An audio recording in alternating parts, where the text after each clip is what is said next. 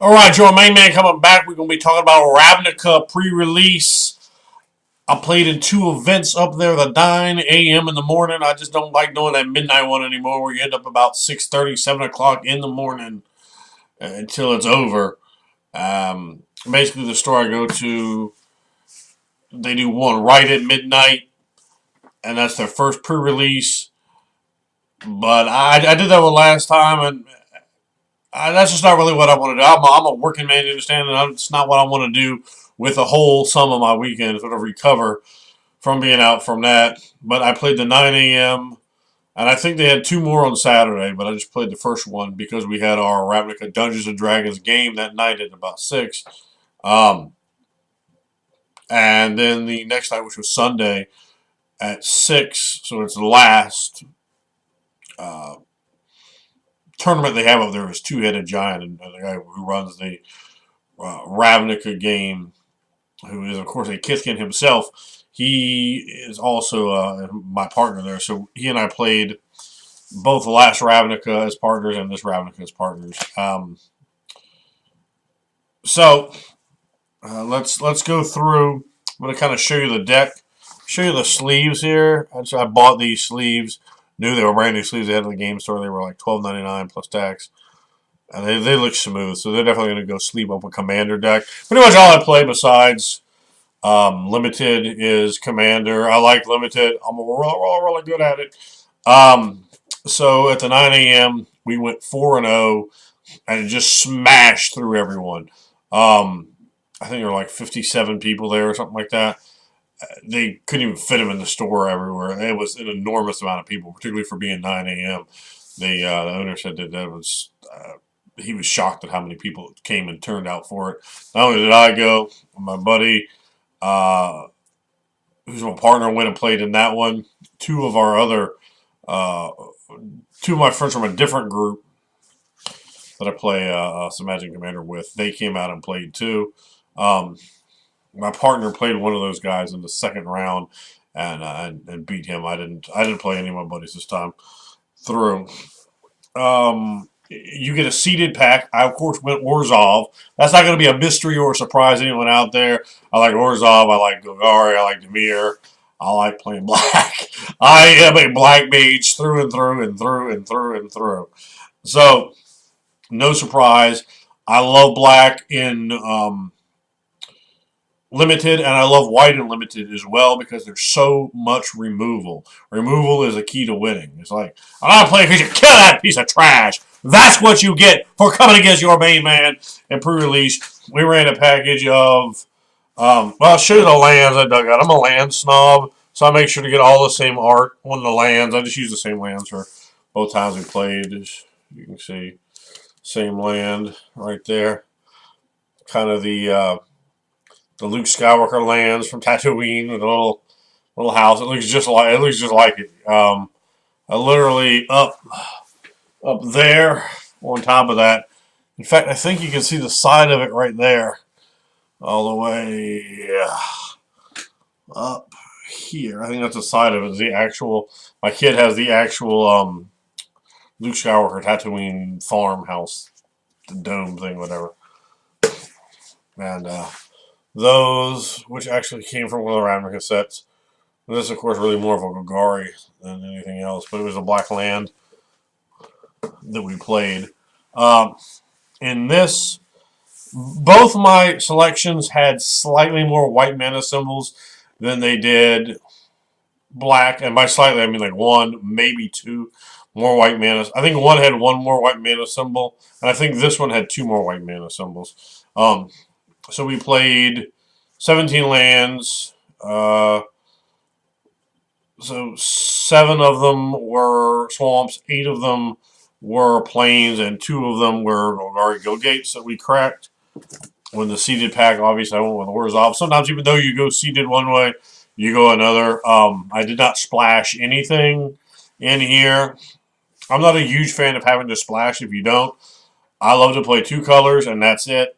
Once you start dicking around with more than that, sometimes you have trouble finding your mana, or you get that mana you didn't want, and now that's what you're dealing with. So I really only splash when I really need to, and when you run black and white with this level of removal, you don't need to. There was great stuff. I could have splashed in some blue or some red for some extra great removal. One of our pools we had Judith we could have played, um, and the really good piece of instant like 5-drop black red removal with an extra scry 1, but there was just no reason. Skewer the lightning bolt, skewer the I don't know something.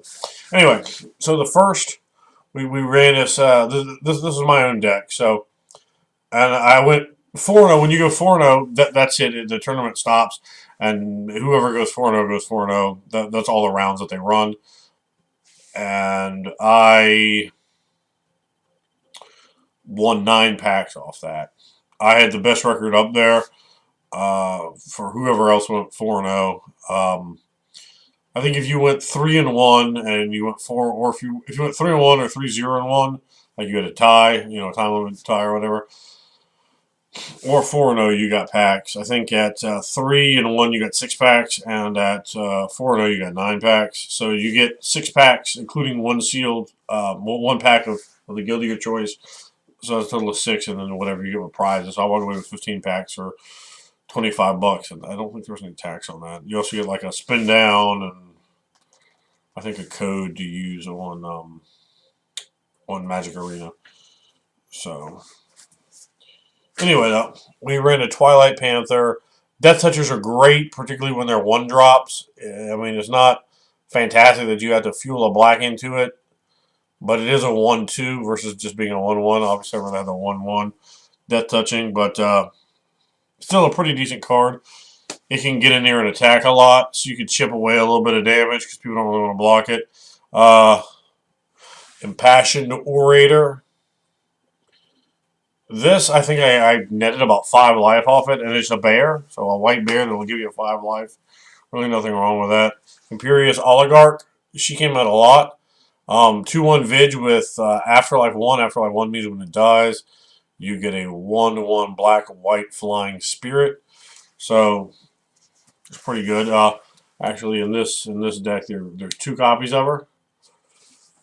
And then we had the uncommon Ministrant of Obligation. So again, 2-1 with Afterlife 2. That means you get 2 black-white 1-1 flying spirits. So that's quite nice. Spire Mangler. This thing is fantastic. It's basically just another piece of removal. You just drop it on someone's head like a cow. But you can also use it to buff an attacker as a combat trick. It has flash. It has flying. It's 2-1. When it comes into play, a flyer, including it, can get +2/+0 for the rest of the turn. So it can work offensively or defensively. I think I always used it as a combat trick, if I'm not mistaken. Viscopa Vampire, 2 on a split cost, 3-1 lifelinker.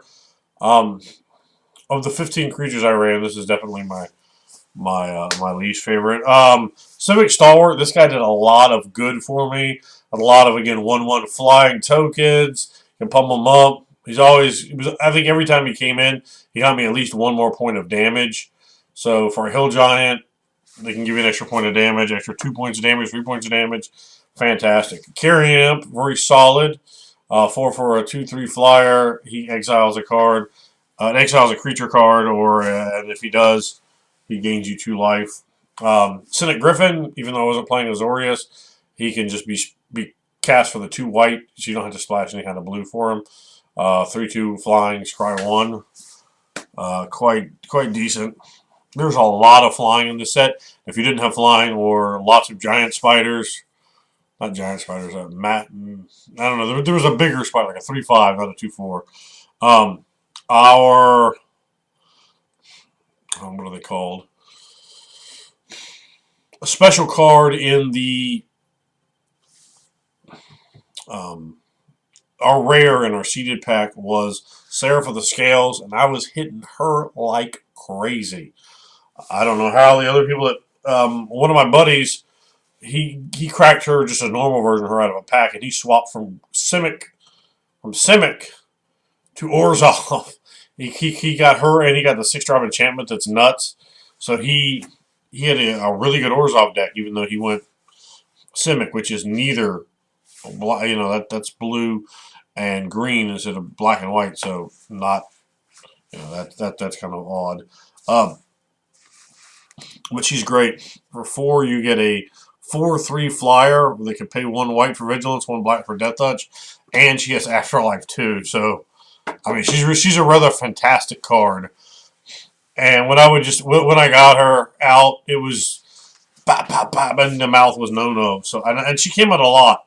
Sometimes you'll play pre-release and you have a card that just, you never see it. Or it comes very rarely. But she came out a lot to play, and I like it. Catacomb Crocodile, one half of the fantastic Crocodile combo. There's a vanilla 3/7 for 5. It's fantastic. They came out in those games I played. The 8 games I played here, they came out every single game, and they never got destroyed ever. You just sit there and block with them, and then when they have anything to block, just start swinging. And I mean, a 3/7 very, very hard to remove. We had 1 Grasping Thrall. It's a common. This is my favorite common in the entire set. For 5, you get a 3/3 flyer with it does 2 damage to your opponent, and you gain 2 life when it comes into play. So it's quite nice. And I ran Knight of the Last Breath. It's a 7-drop for a 4/4 Giant Knight. You can pay 3 generic, sacrifice another non-token creature, create a 1/1 white and black spirit creature token with flying, and it has Afterlife 3. It's okay. That was my top of the curve, but really it didn't feel like a bomb should feel to me. Overall, Knight of the Last Breath, I didn't care that much about it. I'm going to be honest with you. So I had to give that one a fairly low rating. But overall, this one wasn't thrilled with, and this one I wasn't thrilled with. 1 toughness is just always rough. The rest of my creature package was very, very happy with. Very happy. And I mean, even that being said, I think those 2 creatures are fine. There was nothing wrong with them. And this is really where I like to be. I think it's the absolute sweet spot is 15 creatures, 8 spells, especially when they're almost all removal. That's what I like. I don't like fucking combat tricks. I don't like buffers or pumpers or any goddamn thing. I don't want artifacts or whatever. I want to kill your damn creatures. Your creatures. They need to die. But 16 and 7 is okay. I think when you don't have spells, that's really bad. And I'm not going to play Gruul unless I absolutely had to. Like, if I give some Jesus Gruul pull, then I'm going to play Gruul. But I don't like, colors like that. I think it's a very simplistic color as well. I also played this on Arena. I play on Arena. And the first draft I did, I ended up with Esper because I was going try to get Orzhov, and I had all this great blue stuff to splash in. So it's quite nice. Even though I said I don't really like to splash. So, and mana Ascending Order. Summary Judgment. This card is awesome. I love it. You just judge him. It's great because it works as an instant on like their turn when they're ran in. It does 3 damage for 2. It's an instant that does 3 damage to tapped creature, or on your main phase, so basically say as a sorcery. It could do 5 with the addendum. So it's actually an Azorius card, but it doesn't cost blue, so it's all good. Final Payment. Final Payment is really good, particularly if you are against the artifact 7-drop, all 5-color Sphinx that has protection from monocolor. This still busts him right in his head because that dude's a bomb.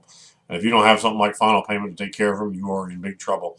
As a discard cost, basically it's a 2-drop, and you got to sack something. You're paying 5 life, you're sacking an enchantment or a creature, and you get to destroy a target creature. So this came in handy. I thought it was pretty good. 1 copy of Grotesque Demise. That does exile, and this is really important because a lot of things have afterlife, and when you exile something, they do not get the afterlife trigger.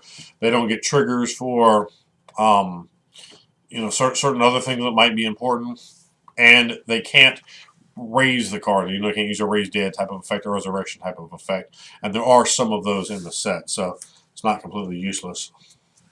Here's another one of the exile stuff it kills. Cry of the Carnarium. This is absolutely fantastic. If you're drafting black, in the upcoming weeks for this set, this is definitely, don't sleep on this card. It's very good. We have 2 copies of Bring to Trial. Exile target creature with power 4 or greater. So we had in black exile 3 or less, and then in white 4 or greater. So that gave us a lot of a lot of variety there in the things that are limited. And then we had 2 of the 6-drop. This is our most expensive. Well, no, the giant was most expensive. Second most expensive card. It kills. It destroys any creature, so it's unconditional remover, but it's also for speed and for 6. But it also just smashes them in the face for 2 damage. This card actually helped to win a game for me by getting in there, by smashing them in the face, killing the creature, and then getting in there with my creature, which I wouldn't have been able to do otherwise. I was able to get me a win there. This is not. It's a great card because it's unconditional removal and it has an extra effect. It isn't an instant, so that's bad, and it costs a lot. And you might want to have that at least a turn earlier. So I would have been much happier with this card if it was a 5-drop,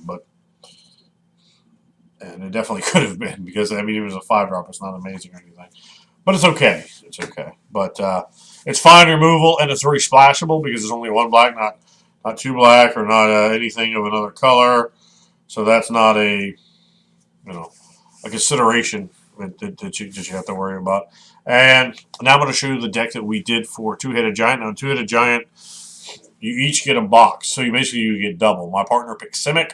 I picked, of course, again, Orzhov. I like to play the same color. I particularly like to play. I prioritize partner play as being more important. So my singles games are just to warm up, make sure I understand a lot of the cards that are commonly being played by other people, and to make sure that I understand the guild that I want to play. Of course, when you're doing a guild, you never know, again, what you're going to play. You could both end up playing Gruul because all you opened was red and green, or play, a monocolor deck, or have to somehow splash together a 4-color gate deck that maybe can win. And maybe you have a badass gate deck. You're like, cacao gates and this big giant 8/8 and now the ram for your face. And now the big red sweeper. There were good stuff that this set really, I think, was better than the other one in terms of emphasizing the ability to make a gate deck and to make it that's actually like, oh, it's pretty what's up. I'm gonna do the spells first on this one. I think the creature's a little more interesting. And again, this was the same thing. It was 8 and 15, both 8 and 15, and 17 lands. Lands were slightly different. Again, I think I had 1 more white mana symbol on my cards than I did black. We had two guild gates, and we were able to. And this isn't one of my packs, so I got to keep it. A Godly Shrine. My partner and I, whatever we open out of the packs for rares or anything particularly valuable as ours, and then we just kind of, with the other commons and uncommons, just kind of just grab a stack without. I'll take these crowns and tokens or whatever. We don't put too much emphasis on that unless there's one for some reason that somebody wants, and then they just take that.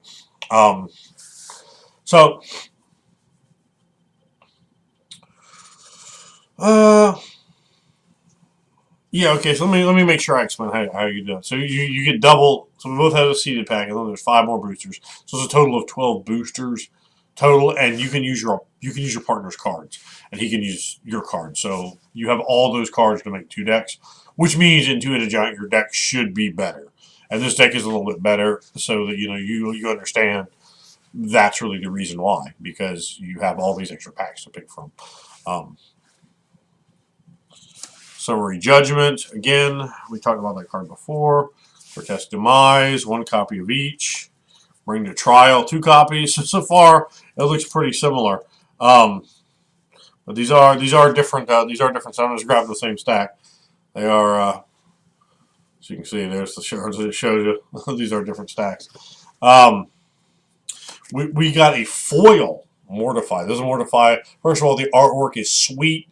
And the foil is sweet. Look, I'm not a big foil guy, but I think this foil on Mortify is sweet. So I'm probably going to play this in a deck at some point when I run a Mortifying Commander.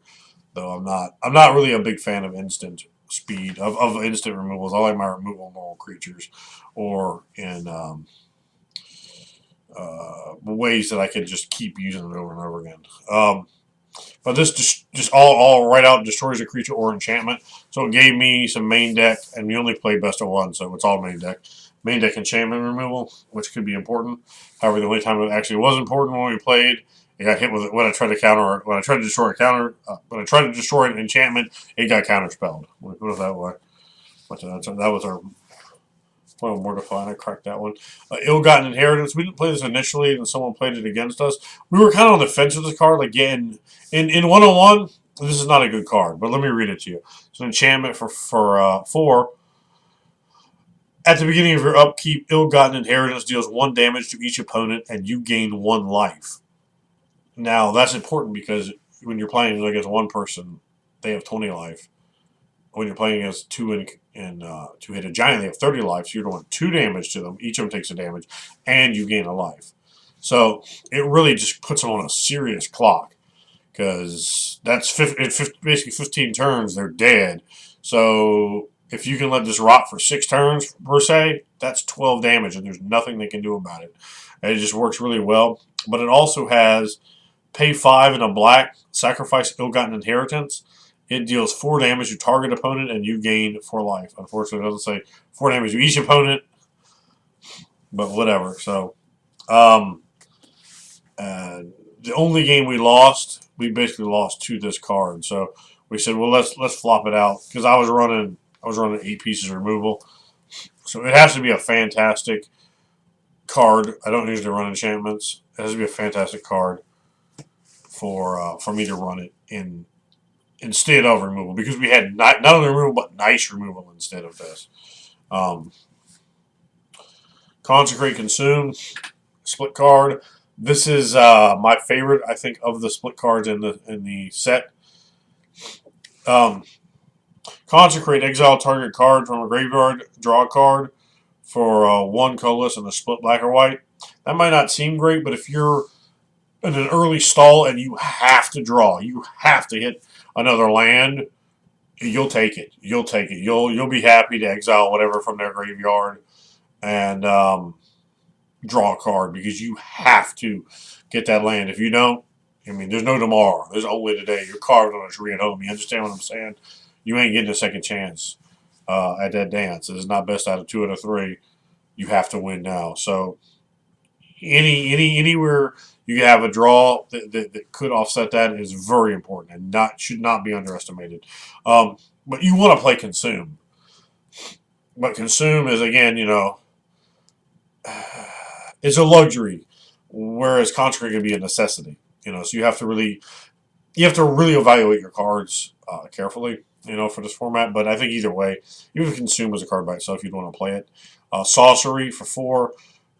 Target player sacrifices a creature with the greatest power among creatures they control, and then you gain life equal to its power, which is great because typically that's the one you want to kill anyway. You want to kill their big giant bomb.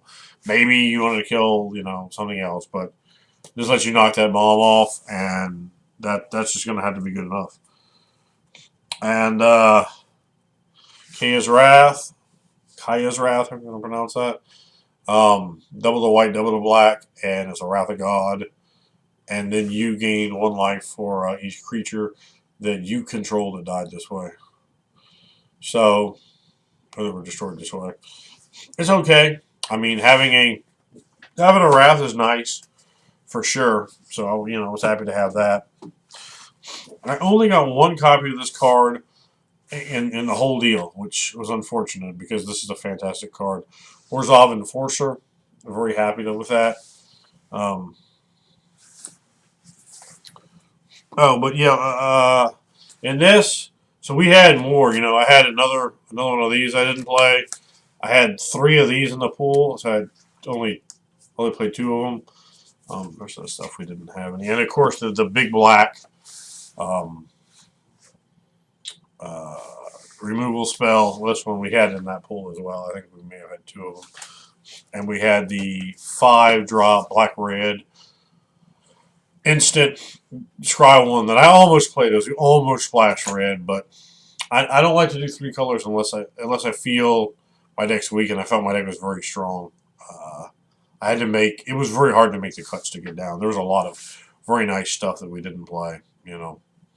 But Orzhov Enforcer, a 1/2 for 2 with Death Touch is fine. But it's Afterlife 1 on top of that, which is just absolutely fantastic. Now they just don't want to feed into you, so it really adds a level there. Syndicate Guild Mage. We had him in both sets, both singles and doubles. I didn't care that much for him. For 2, you can tap target creature with power 4 or greater, or for 5, you can tap him and deal 2 damage to target opponent or planeswalker for 5. I thought that was a lot. I really wish that would have been like to each player. That would have been something better. But, I mean, is a 2/2 for 2. Is the tap target creature power 4 or greater did come in handy, of course, several times. Once my deck started, you know, kind of tapping out and not having stuff to cast. Imperious Oligarch. I think we had 2 copies. Yeah. Again, 2 copies. Maybe we'll get up here. Maybe that'll be easier for you guys to see. And then we had the Vindictive Vampire, which is basically a Zulaport Cutthroat. And there were 2 copies. So that's quite nice. Whenever another creature you control dies, Vindictive Vampire deals 1 damage to each opponent, and you gain 1 life. It's a 2/3. So that's pretty good. This deck was almost kind of a bad Aristocrats deck because there's so much Afterlife and or, you know, things like that have a similar effect. Syndicate Messenger, I want to say there's 2 of these. Yeah, 2 of those. It's quite fine. For 4, a 2/3 flyer with Afterlife 1. Again, the Griffin, we talked about him before. And we had her. I mean, she definitely... She was our stamped foil promo. 4-drop, 2/4. I'm making a commander deck out of her. If a creature dying causes a triggered ability of a permanent you control to trigger, that ability triggers an additional time. So if a creature died, like, okay, let's say he dies, right? And I have her on the board, and I have him on the board. His ability triggers an extra time, so they'll lose an extra life, and I'll gain an extra life, and his ability will trigger an extra time. So we'll end up with 2 spirits, which is, I mean, that's absolutely fantastic. And then if those spirits died, again, you know, we're kind of running through the same thing. And she also gives creature tokens you control, vigilance, and lifelink. And these already have flying. So it's a 1/1 with vigilance, lifelink, and flying. That's pretty good. And she's a 2/4 on top of that, so her stats are fine for being a 4-drop. 2/4 for 4 is fine. This was the bomb. It was the only bomb I had in here, but for Spawn of Mayhem. The actual one we played, my friend opened up. It was one of his packs. But I stayed around a little bit and did some trading, and I picked up one of these. So I slid it in here, both to protect it and just to kind of show it to you and you know how the deck was put together. This guy is really good. He's 4 or spectacles for 3. He flies and tramples. As a 4/4, at the beginning of your upkeep, Spawn of Mayhem deals 1 damage to each player. That means a 2-hit giant. Each team takes 2 at the beginning of the upkeep. Then if you have 10 or less life, put a +1/+1 counter on Spawn of Mayhem. So he helps to trigger Spectacle for other things, and if you're ahead, he just starts grinding the opponents down, and he is at the minimum a 4/4 flyer, so he's just smacking him in the face. And the fact that you could possibly get a 4/4 flyer with trample out on turn 3 is fantastic, and we done it. You know, we got him out on turn 3 one game. Basilica Bellhaunt, 2 and 2. He's a 3/4. When you play him, you get 3 life, but each opponent has to discard a card.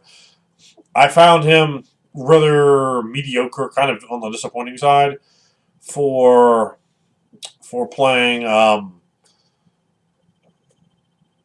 like in a 1-on-1 game, but in 2-hit giant, this is a fantastic card because you're catching you're having a potential to catch an extra card, and you probably will. And I certainly did when I played him.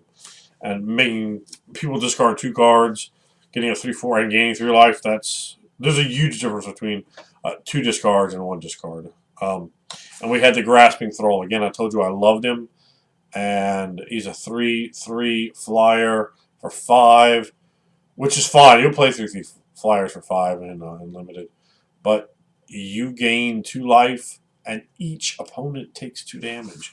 So it's like you guys take 4. We'll gain 2, and then we'll keep going. But watch this. Not 1, not 2, but 3. 3-time champion, baby. And that was it. That I curved out at 5 with this deck. So I mean that was quite nice. You know, our removals curved out at 4. So this deck was very easy to play. Very nice. This was odd. In all the games you played, I never hit my Godless Shrine. It just chilled in my deck somewhere and never came out. Not that, you know, it's that quintessential, but it's just weird, you know, when you don't. Somebody else may have done that too, but a lot of my cards, fortunately, I had duplicates of, so it was more difficult to tell, you know, what did or didn't come out. Anyway, that's what we did. I went 4-0 on the first one and 3-1. The team that beat us, God, they had good decks. They were real solid players. I don't know them. Maybe I don't know if they don't normally come to the shop or whatever, but I didn't know either one of them. Nice guys, great decks, very solid play, and then they, you know, it was obvious they played together before. They did a really good job. So, you know, tip of the hat to them. So there you go, and thanks for watching.